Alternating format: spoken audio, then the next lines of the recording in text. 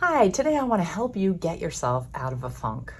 Because if you've ever woken up just not quite feeling yourself, almost as though a thick, heavy fog or a cloud has rolled in and completely blocked your view of the sun, you are not alone. I can relate, and I can tell you that you and I are not the only people who have been there. It feels as though suddenly everything is so much harder, that things are laborious, that what used to feel happy and positive has a foreboding sense about it. You might feel as though your get up and go just got up and went, in the famous words of Aerosmith. And it can be very disconcerting. So I want to give you 3 tips for how you can move through that with ease and grace. And the first one is just to recognize that, like most things in life, our emotional states are not lasting. They are fleeting and temporary for the most part. And so especially if you are normally a person with a relatively pleasant disposition or a sunny, optimistic demeanor, and you wake up suddenly feeling kind of crappy, it's really important to remind yourself that this too shall pass, because everything always does. And part of the problem, I think, for a lot of people, and I can certainly relate to this myself, is that we think that it's not okay for us to not be happy all the time, that we need to fix it, that we have to snap out of it. And sometimes that ends up actually perpetuating the problem. So I find that it's really helpful, first off, just to give yourself permission to be in a funk. It's okay for you not to be at your 100% best all the time.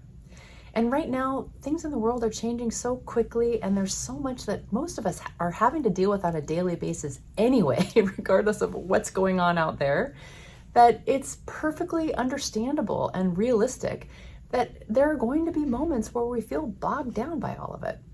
And oftentimes, particularly if you're somebody who tends to be fairly sensitive about things that are going on in your environment, you may be absorbing some of the stress, some of the emotion, some of the chaos that is happening all around you. It hits us and it can affect people differently. It can become internalized in ways that, even though it's not necessarily our energy or emotion, we feel it. So what you might be experiencing may not even be something that is a product of your own action or even thought. And it's really important to resist the temptation to try to figure out what it is. More important, to just give yourself permission to let it move through you and just feel it. Just be okay with not feeling great for the moment, because typically these things just move through us, and eventually we get to the point where we've processed it and we can move on. So the second tip I would give you is just to notice where your thinking is, because just like I alluded to in the beginning, when it feels as though there's a dark fog that rolls over you or a big black cloud that is blocking your view of the sun, what we tend to think and feel and believe when we're in that state is not necessarily an accurate view of reality. It almost can be like a funhouse mirror, and it can almost be like seeing your life through a lens that distorts everything that you see, which is why things can be magnified. Issues, problems, struggles can be magnified, 10 times their normal size, and things feel a lot heavier than they might otherwise feel. We can also get ourselves into this trap where we begin to tell ourselves stories about what this means or what the implications are of that state or what's going to happen next.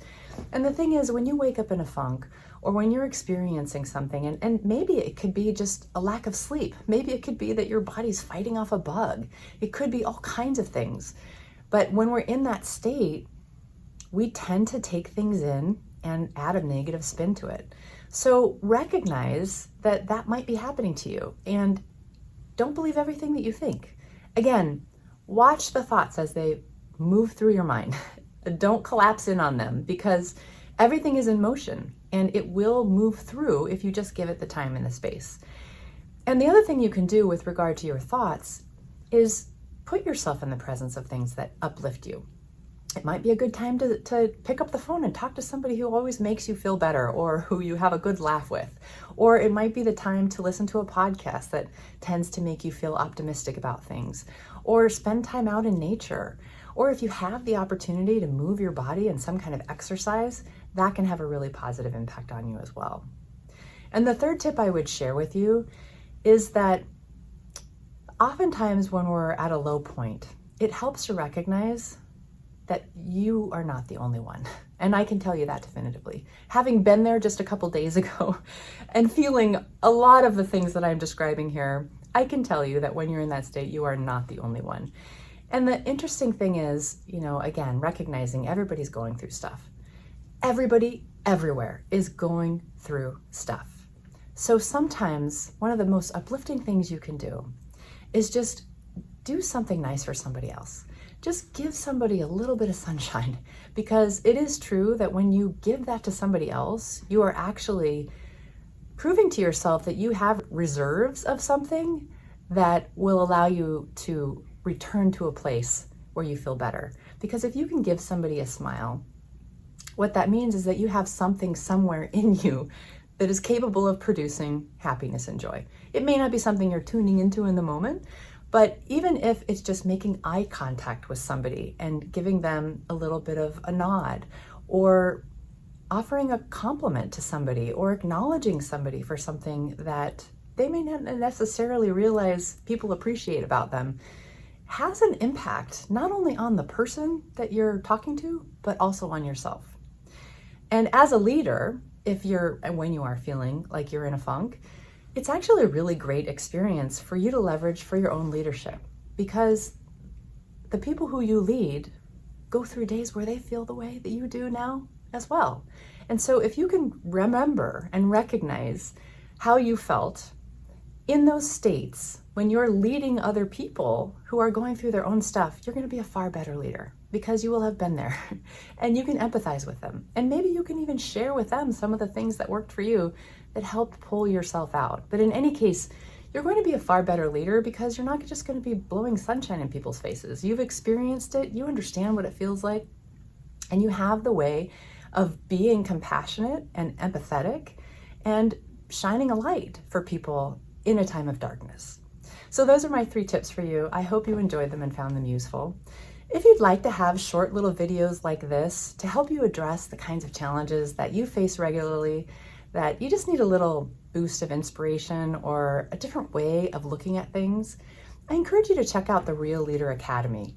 I have a section in there called the Just-in-Time Coaching video that is full of tips and techniques and tools and resources just like this. Small little hits of inspiration, and they're all categorized according to various types of challenges that people have. And when you join the Academy, if there's not a video on something that you were hoping to be able to get a tip on, you can let me know and I will create one for you. So you can check that out at realleaderacademy.com. Thanks so much for watching.